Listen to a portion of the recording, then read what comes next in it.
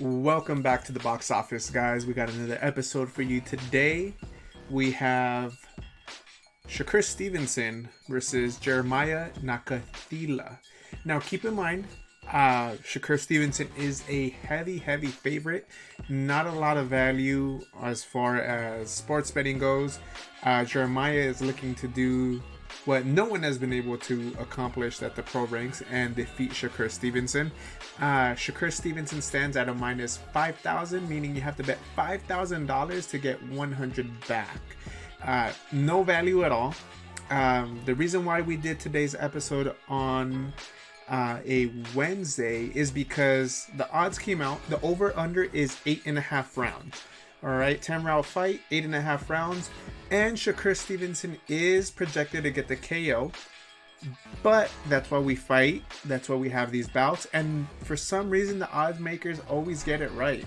But Shakur Stevenson versus Jeremiah, let's take a little dive into these two fighters. Okay, so Shakur Stevenson, undefeated boxing prospect. He is fighting at 5'7". He is a southpaw, only 23 years old with a 68-inch reach.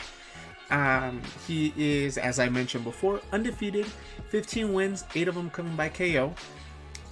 He's top-ranked fighter, looking to improve and continue his win streak and continue to seek, either unification, a title bout. He's been calling out Oscar Valdez. He's been calling out all the guys at the top. Time will tell if he's ready, but he is actually going to face Jeremiah, who is 21-1, little known fighter, especially 21 wins, 17 coming by the way of knockout. BoxRec doesn't have much information as far as height, reach, but keep in mind he does have knockout power, so it does keep the fight interesting as far as him having a puncher's chance. Unfortunately for him, Shakur Stevenson is one of the better defensive fighters that we have right now in the game, so it will be tough for him to. It is a tough feat for him. Now, keys of victory. All right, guys, let's take a look at these keys. Well, first and foremost, for Shakur Stevenson, he's one of the better defensive fighters out here. So what you're going to need is use your speed. You're very good at lateral movements, not staying in front of the opponent, hand speed, and mixing up those punches with feints, double jabs, working off your jab, and just head movement. Use that speed. When you don't know much about the opponent other than he has 17 knockouts, that speed is gonna, as they say, speed kills. So use that speed to your advantage. Use it to start landing. And number 2, go downstairs. He seems to be a durable fighter. I mean, a lot of foreigners from his region are very durable. So keep in mind that something that you're going to want to do is empty out his gas tank. Start investing into the body early on. Use that speed, use that footwork, confuse him a little bit, go downstairs, and then eventually you might be able to put him away. You are world class. You are seeking to be named with those top fighters. Put them away, show that you've got something in the tank as far as like putting these type of fighters away. Now, you are a young fighter, you are developing your power, and it does seem like he is a durable fighter. But if you can start breaking them down, confusing them, to the point where you're just dominating the fight, I mean, at some point, you might catch him with something, you might start landing punches, frustrating him, and you might be able to seek a stoppage. Use your defense, as we said, you're a southpaw. You have a great defensive rating. They look at the percentages, and you seem to have very low percentage of punches being landed on you. So use that to your advantage, and then go downstairs. And then you are looking to make a name for yourself. Put this guy away. If you can, if the opportunity arises, put him away. Show everyone that you're the real deal, that you're developing your power, and that you're here for this division to start challenging for a title and eventually unify. Now, let's look at the Vegas underdog. Very tough task ahead. All right, so for a fighter that we don't know too much of, You can only research, look at previous fights, see what's worked for you, see what's worked, hasn't worked for you, and then you can also see where people have had success to your opponent. Now, for your opponent, the only, you could say in the amateurs in the Olympics, someone had the one up over him. But let's get down to what you have to do. You need to fight at your distance. Looking at some old film of yours, you look like you have a lot, like kind of like a lanky reach, to the point where when you throw that jab, and the reason I put number 2 is to tighten up, is that you need to throw that jab and fight at your distance. You know, start making those punches come from where you need them to come. Now, I'm not sure where the reach advantage is. I couldn't find it online. But if you have the reach advantage or disadvantage, but you do want to fight at that distance, and you do want to fight off your jab. You want to try to stop his speed and stop his momentum and rhythm. Using a jab, and using an effective jab at that, can help you do that. Second thing, I saw some film on you. You definitely do need to tighten up. Sometimes you're throwing that right hand from the shoulder.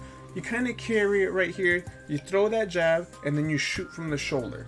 All right, you start doing this to a Shakur Stevenson, you're gonna be getting caught with check hooks all day long.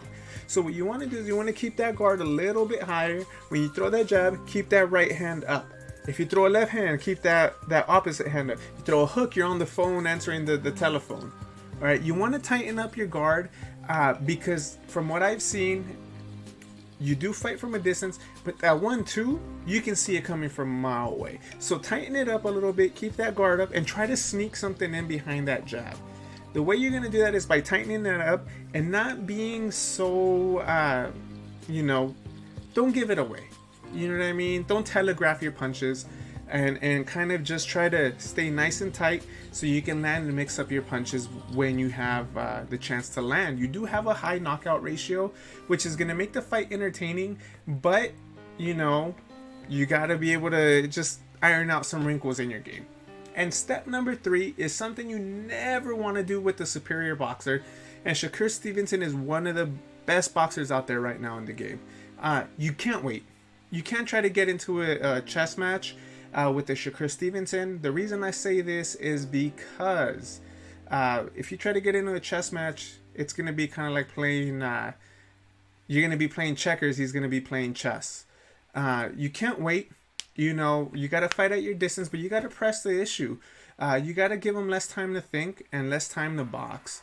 That's the case with these type of slick fighters, especially at the southpaw. It's something that you're going to want to kind of not catch them by surprise, but you want to be there at all times. You want to make them work for it. You're going to be durable. So you can't wait. You got to press the issue. Fight at your distance, tighten up, make sure you're not leaving yourself wide open when you're throwing punches, which from highlights we have seen, and just don't wait, and you have a small chance to pull off the upset. Tough task. But hey, last week, Jarrett Hurd just got upset by Luis Arias. So anything can happen, right? So my prediction for this fight is, of course, I have to go with Shakur Stevenson. I mentioned the Jarrett Hurd versus Luis Arias. The difference is Hurd has always been a rough and tough fighter who gets in your grill and tries to throw down and outmuscle you. But what happens when the fish bite back? You're fishing, you nugget, and they bite back. Shakur Stevenson's gonna beat you a different way. He's not just gonna physically beat you down, but mentally he's gonna break you down. And Shakur Stevenson, if you use his speed, you use your defense, you go downstairs, at the end of the night, you're gonna have not an easy night, but a successful night, where you're going to break a guy down a way that he hasn't been broken down before in his career, and you're going to be able to come out on top. This is your time to shine. It's your time to show the rest of the division that you are ready for a title shot. You are calling out Valdez. I think you are calling out Jamel Herring, and by all means, fights should happen. Fights should happen. If you want to unify here, then you want to try to go up to the 130, smoking hot 130 division or 135 division, and challenge the Teofimos of the world, the Lomachenkos of the world. You're definitely gonna go in the right path. with a significant win, a statement win, if you can put this guy away. Of course, I'm going with Shakur Stevenson. Minus 5,000, there's not a lot of value. The question is not, for me, not when he's going to win, or, if he's going to win. It's how he's going to win. Do we think that he can finish the fight within 8 rounds? This is a durable guy. Shakur Stevenson is a defensive fighter, a younger fighter. But, if he puts his mind to it, I know he can break this guy down. Put him away? I sure hope so. We need a statement win for me, so we can really press the issue and for you to start getting those title fights.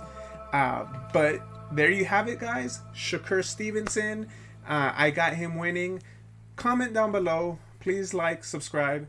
Comment down below how you think Shakur Stevenson's going to win. The over-under that Vegas set is 8.5. Let me know. Do you guys see him going over 8 rounds? Do you guys see him winning by knockout, by decision? Time will tell. But let's talk about it, guys.